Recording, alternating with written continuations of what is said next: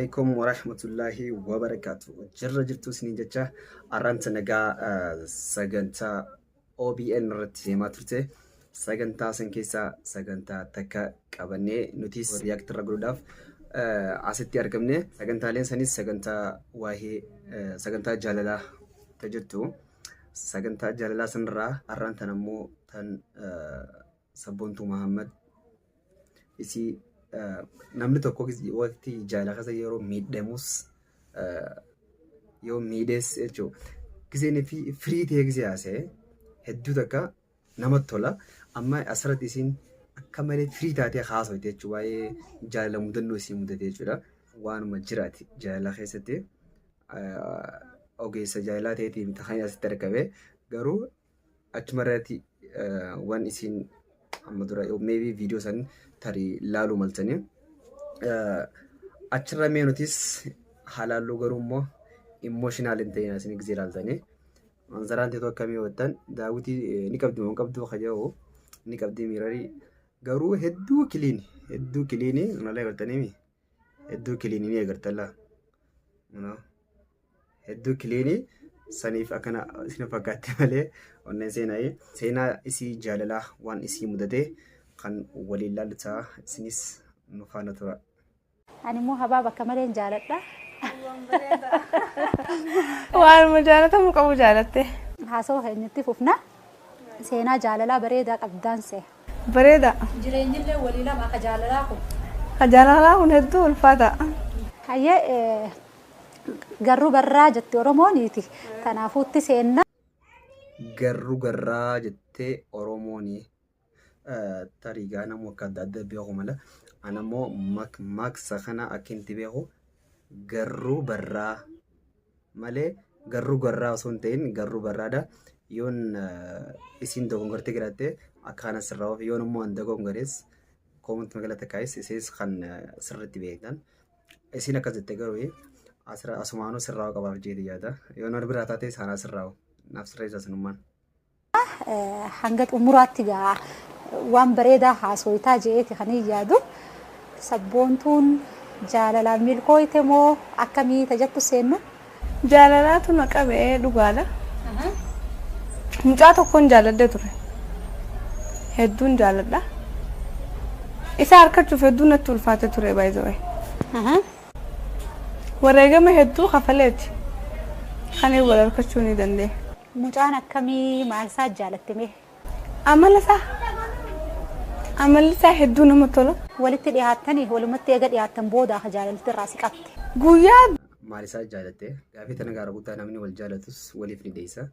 Eega jaalala keessa hojii seenaa booda ni haasi gaafadhu maal kiyya jaalatte faaliin jaanii taanis takka bareedina isaa amala fa'aa wal gaafataa akkamii bareedaadha moo anyways hundaa keenya keessumaa bareechaa yoo anjatti ammoo dhugaa dubbachuudhaaf yoonii fi namni amala qabaatis bareedaadha. Maaliif jennaan bineensinuu yoonii fi kan amala qabaatu ta'e namaa wajjin jiraata. Bareedina qabaatees na bareeduma qalbii ilma namaa fada bareedina garuu yoonii fi bareedina ta'e amala hin qabaanne that is not faayidaa qabaachuu wallahi. Yeah, if he's bareedina qabaachuu but not amala qabaachuu is not faayidaa qabaachuu. Maaliif jennaan fakkeenya bashoo afran yookaan bashoon gaa karaa naannoo biraatti waan biraati. Adurree afrannu fakkeenyaaf adurree yoo furannee adurreen san yeroonii fi nuti ol fuunee ifirra keenya yoonii fi caaluma jettee gisee nuti akka kana goones yoo kanuma osteen maxxanurra irratti taate guyyaa biraas adurree san gisee dhuftanii feetaa jechuudha godhu yoo immoo kanuma soqotti teessutu taate hin feetu jechuudha. Innaa bineensiin yoonii fi amala qabaate nama wajjin jiraataa jechuudha. Baatee kan ilma namaa dhiisee akkasi. Sanifoo amala nu atalcha. Dura na harka isaatu na laale. Ija jaalalaa takkaan na laale. Ija jaalalaatiin na laaleeti. Samboodarra amala isaatii fi nama kabajuu ulfina isaatii fi waan kana laaleetiin jaaladhe.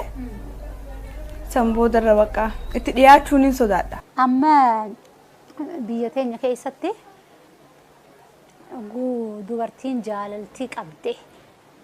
Akkuma feetetti jaalalti sun dhukkeerraa kaasaa ooltus jaalattus deemtee nama san gaafachuudhaaf takka takka yoo taate malee dhibbeentaan oguu lafa keenya baay'ee xiqqaadha.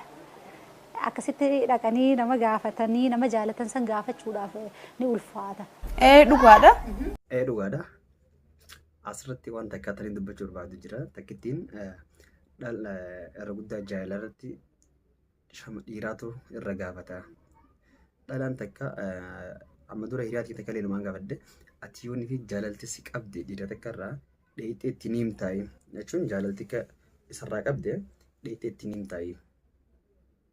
Itti ni himuutte maaliif jennaan yoo inni naa beekuu dide anuma keessatti haftu malee itti ni himu wallaahi jamiil jette. Garuu immoo an akka kiyyatti kanuma tokkotti yoo itti himan bareedu baay'ee yaadan.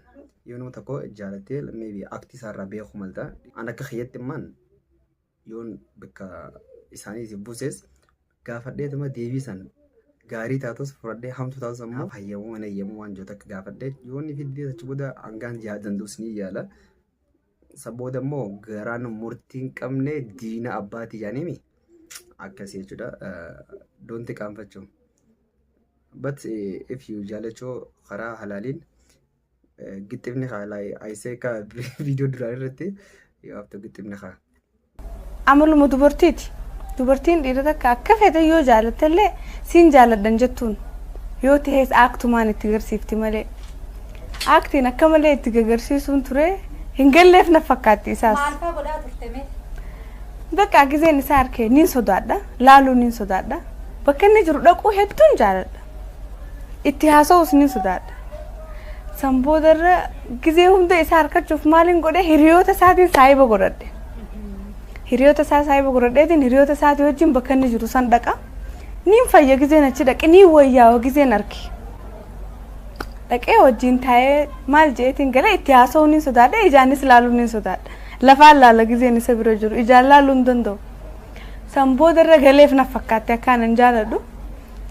Maaliin godhuu qaba jeetii yaade niin gaafadha bakka. Gaafachuun qaba jeetiin bira dhaqa. Gizeen dhaqee boruun gaafadha bakka har'a niin sodaadha jeetumaan gala. Boruus akkas jeetumaan dhaqa. Hara cabxeenaa yaatu har'a niin gaafadha firraa jeetiin dhaqa gizeen dhaqa sodaadheetumaan gala. Afaanuma kanaa si hiidhama. Afaanuma kanaa na hiidhama. Akka nama gingisuutti. Dubbachuun natti ulfaate. Galee fi jiraan isaa boodarra jaalalti isaa akka mudhii na kutu jirtu beekee jiranne. San boodarra guyyaa takka wal garre na gaafateen na dursee jechuudha. Yaa boonu tanumaan barbaada deemaa khayrii dhagee jeeniitumaan. Nama jaalatte kana bar gaafachuudhaaf hogguu deemtu rakkoo hedduutu jira. Halkan ni rakkatta, guyyaallee ni rakkatta, nyaataa dhugaatiin sittin tolu. Waa hedduudhaatu jira nama jaalattu kana. Akkamiin rakkoo sannaa seenee si xiqqoorraa. Ijji isaa ijatti keessa seef taatee na fakkaatti. Gizeen nama laalullee isaan keessatti arga. Waan ajaa'ibaa. Hedduu badduu bar jaalalti. Samboodarra gizeen rafuus waa'ee isaatii yaada, gizeen deemu waa'ee isaatii yaada, gizeen nyaadhu waa'ee isaatii yaada. Cinqameen akka malee. Samboodarra bakka. Akkumaan itti isa harkadhuun fala dhaachuu eegale boodarra. Amma gizee afaaniif himtuu maybe laaftoo fakkaachuu mala garuu immoo yeroo tokko muuzii ifirra hin ilaallee bikkasan hedduu tokko ulfaataan baasawwee asirratti hiriyoota xiyyaara simaan ja'a. Jaalala keessatti shamarran miidhamurra dhiirti yookaan dargaggeessi yoonii fi miidhame irra naaf wayyaan ja'anumaan maaliif jennaan ammoo jeneraalatti lachuu miidhamuu baatan bareeda. Yoo lachuu miidhamuu baatan bareedaadha. Garuu immoo shamarran yoonii fi miidhamtee wallahi akkan xiqqaa waan hin taane hunda haasaate dhiirti immoo dhiirti waanuma dhiira taateef qabdi maqaan dhiira waan jaariif qabdi hanga takka hin rakkatti ni obsiti bakka hanga takka daftee haala sana hin baastu gisuma takka isii yaadattee takka footoo agartee gisuma akkasii faatu shaattee dhaga'amu malee hundinuu takka miti garuu namni warra obsa qabaa miti ammoo shamarran yoo miidhame hedduu takka namaa ibsanii garuu immoo yoo nu bilachuu wal miidhuu baatan bareedaadha. Bakka hara cabxeenaa yaatu harkachuun qaba jeetiin murteesse sanboodara maal akkaan godhuu qabu yaaduu eegale amaloota isaatiin nama qoqqorachuu eegale hiriyoota isaa jechuudha maal akka inni fadhu waan inni fadhu san godheefiitiin itti dhiyaadhaa jeeti kanaan mala dhaadhe bakka gizee walitti dhiyaannu hedduu waltaanee turre amalli keenya. Akkami jalqaba maal haasooyte mee oguu isa dhiyaatti? Oguun isa dhiyaadhu hedduullee haasa'uu hin danda'u na qaqqaba. Jaalalti isaa willee mataa narraa oofte. Akkasitti bakka gizee wal agarru.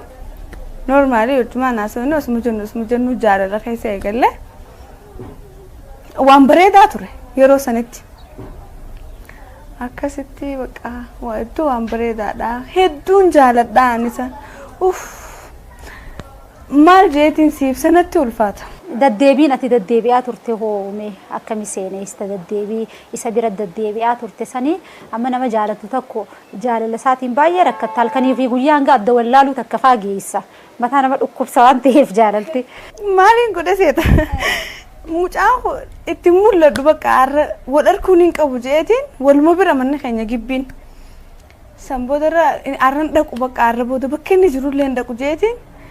Ifiniin jaa hin danda'u garuu ni hin dhaqa boomaan sababa godhadhee dhaqa bakka inni jiru kana. Ijoolluma hiriyoota isaa raayii maarroo takkaan fudhadhamee jeetumaan dhaqa sababa godhadhee. Gizeen dhaqee deemuun beeku bakka inni jiru saniin. Yoo qabanii na oofan malee hedduu natti ulfaate taayeetumaan ija keessa laaluu fadha. Yoon bira oolee akka fedhe tures daqiiqa takka waan hin bira taa'e natti hin fakkaattu waan hin jaaladhuuf. Maal siin jaanni inninis jaalalatee hin qabu ture. Yeroo sanitti maali wannummaan ati haasawtu kunuuf jedhee duu. Niin kofalchiisa. Useetumaa naasee kokkofalchiisee maal jaa sanboodarra naaf beekuu eegale. Yaa shaatira wallaahi. Kokkofalchiistee hojjetiin laala shamarree meetaa sammuu qaban hin jenna wallaahi hedduu takka dhiira takka shawwuudhaaf hedduu takka isaaniif easy jechuudha. Amma isin kokkofalchiistee itti diddaate amala dhiiraati mootaan isin jiru amala dhiiraan dhala takka yoo ni bitaa taphachiiste serious jechuudha mattoo gugusee dhuftes akkam nagaa fayyada haasoo serious uumummaan yoo lakkuma isin wanta taphachiistanii kokkofalchiistanii jecha barita waliin gattanii jaalaltii uumaa deemti ammoo lakkuma ammaas gisee bira dhuftan ayyee duboo akkas akkanaati jee akkasiiti jee innaa akkas akka isa uummoo garuu warri bultii jaaruuf amma gaakaruuraa jaalala akkasii jirtanis akka jaarsinis akka jaartisaa taphachiistu jaartinis akka jaarsisii taphachiistu isin hin jenna. Naaf beekee bakka wajjin yaada wajjin qooddachuu eegalle wajjin haasofna. Akkaan jaaladhu sittiin hima innis natti hima. Hedduun gammada guyyaa kana gizeen isaa wajji wal argee gammachuu guddaa takkaan ifirratti arkaan.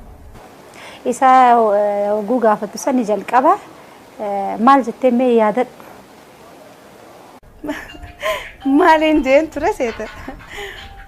Baransiin fadhaan jeen siin jaaladha jechuun natti ulfaatee jechuudha. Dura fadhiirraa eegalanii mire namni nama fadheeti sanbooda fedhii tana keessa wal kabajaa jira ulfinaa jira nama kabajee jaalattee waan inni fadhu gootee fi hiriyoota isaatis wajjin jaalattee kabajaa kana if keessatti hammattee jirti jaalala kophaa wanni jaamin jiru beektaa samsiin fadhaan jeen siin jaaladha jechuun daaraktii natti ulfaate baranis siin fadhaan anje dasna jee sanboodarra bakka osuma jennu jaalalaas ibsanne adeemsa keessa jechuudha. Amma gaafa san osoo hin jaalatin duratti osoo inni hin jaalatin duratti dubartoota faa wajjin yeroo dhaabbatu faa amma yookaan jaalallee isaati jettee faa haallitti shakkitan jiru. Ni jira malee hedduu naara. Nillee nama akkasii dhalaa wajjin hariiroo qabu miti. Guyyaa takkaan harka karaan deemu jira. Muciyyoo takka bira dhaabbatee haasoo jira. Bareedduu muciyyoon. Aaree itti dhaqee irraa deebi'ee ammas itti dhaqee gizee inni deemu dhaqeef muciyyoof. Maal siin jeen namni waan jeen namatti ni mugaa. Humaa naan hin jenne lakkii naan jette arra booda isa bira sin arkin jeeniitiin deemee bira. Eegas booda akkam ta'eere? Eegas booda nin gaafadheen isaas maal biraa gootaan jeen lakkii bareeduuti akkanumatti hin dubbisa malee humaa wajjin qabnu naan jee Lakki bareeduuti jechuun isaa sawwaa hunda na keessaa hiite bakka. Jechi jaalalaa hedduu bareedaadha. Narraa balleessitee jirti achumatti hin qabbanaa'e. Gaafattee gaafii jaalalaa keetii inninis akkasi jaalatu sitti hime wal jaalachuun gaa hedduu bareedaadha namatti tola. San booda adeemsi jiru hoo akka miree amma isaa waliin hin jirtu. Amma wajjin jirru. Akka miree waan ati gaafattee fi inni si akka ati barbaaddu sanis si jaalachuu dide moo sababni isaa maali? Waanuma xiqqoo takkarra wal dhabne akka carraa tahee gizee hedduu namni wal jaalatu waliin harkatu beeta. Waanuma xiqqishoo takkarra walitti aarree wal dhabne normaalii wal dubbisna numa jira innis akkasi wallollee wanni addaan muramu jechuun wajjin jirru garuu waluma quba qabna. Dabree waliif bilbila. Akka ati jaalattu sanitti sin jaalatu. Akkasii miti na biraa san hin jirtu ammoo. Si birallee gati kaatee jira si bira. Mizaanni gabbu'ee jira. Dhuguma sanitti yoo kakaasne. Egaa waan hedduu ta'ammoo nama gaddisiisa ammaan tana wajjin hin jiranii jechuudha. Rabbi halaal waliif haa godhu inshallah walitti deebisee yoo walitti deebi'an hedduu nama gammachiisa yaada wallahi dhuguma namni tokko nama jaalate sana harkatu yoonii fi carraa malee jechuudha. So I'm sorry. Dhuguma sanitti yoo kakaasne taate nama akkasii jaalattu sani amma yoo deebi'ee si bira dhufe maal jettaan? Hedduu rifadha ammallee. Ammallee keessa kee jira jechuun namni sana. Eegaa. Kanaafuu hin jibbitu kaa. Guyyaa takka eeguma wal dhabne kana restoraantii wayii keessa wal agarree. Nyaata nyaachuu jirra innis achi jira. Isaa dura na arkee na laale. Gizee na laalu laaleeti rifadhee nanis eessa asin na arkee jee. San booda gizee nyaata nyaannu nyaanni asuma bira na gaddabru dide hokkee bira. Na toluu dide. San booda keetiin deeme bakka inni jiru san tafeetiin duraa deeme jisaa dura. Amma wal dhabbii keessaniitu irraa si fageesse malee yoo kan isin jibbuutti araarri bilkaate akka duraanii san jaalalaan itti fufuuni barbaaddaa jechuudha akka keetitti. Silaa qalbitti. Maal akka yaadani beektaa? Yaa bareedaa diimaa kan jaalalan beeyne qaama biraa dhiistee isaan seente onne hayamee haa taatu seentee waa hin baatu ni hin baha jettummoo anuufis hin dhiisu maaliif hin jiinii teettuutu na dhufe ni beektaa? Waanumaan juu wallaalena wal qabde. Kanuma naa dhufteetiin karuma kanaan.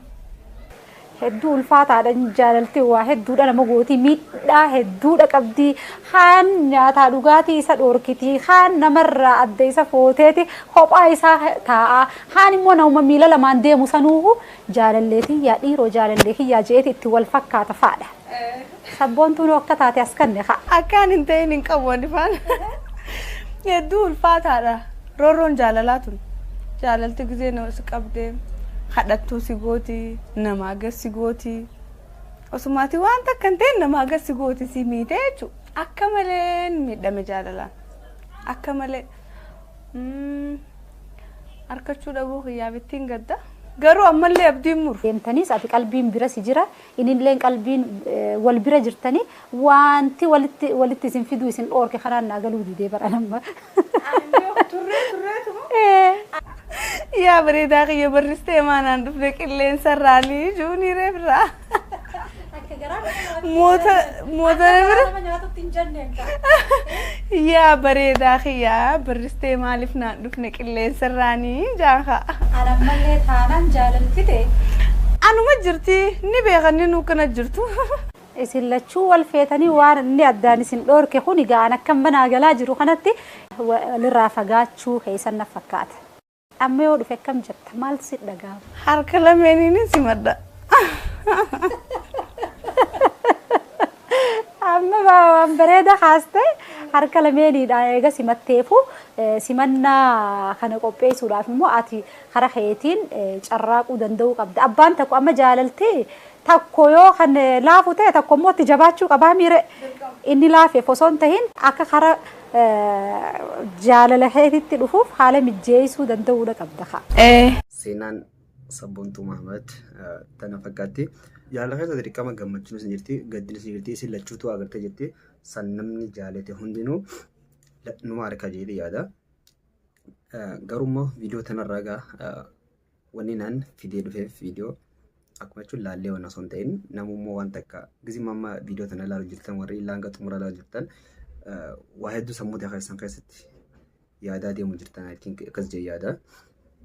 So isin nama tokko yeroo jaalattan qiyaasumaanii asumaan shamarran keenyaa fi dhaamsi handaamu dhiirtii isin jaalachuu qabdan dhiira akkamii isimmaan firaa ilaaltanii jechuudha namni kun nama akkamii waan jiru. Namni tokko yeroo duras jaallatuuf maybe akka ati isa jaalatuuf hedduu takka amala bareeffachuu fa'aa danda'a. Ammoo isin san duratti itti yaaddanii akka ifirraa namu shamarraniin akkas ta'e dhiirtiin illee akkasumatti dhiirtileen dhalaa takka yeroo si jaalatte dhalaan bakka kaayis maybe fakkeessuudhaaf warri akkasitti nu jira. Ammoo nuti gaa hunda san hundarraa nu eegonna jaalala halaal rabbi nu haa ta haraamii miti ta halaal namni wal jaalatu hundi dhugaa namuu tajaalatu akka fuudhamtiin godha inshallah. So isinis gaa mee viidiyoo tana yoo isinitti tolte taate yaada keessan koomentii jalatti nu godhaa hanga sagantaa biraatiin walitti deebinutti. Assalaamu alaikum wa rahmatullahi wa barakaatuh.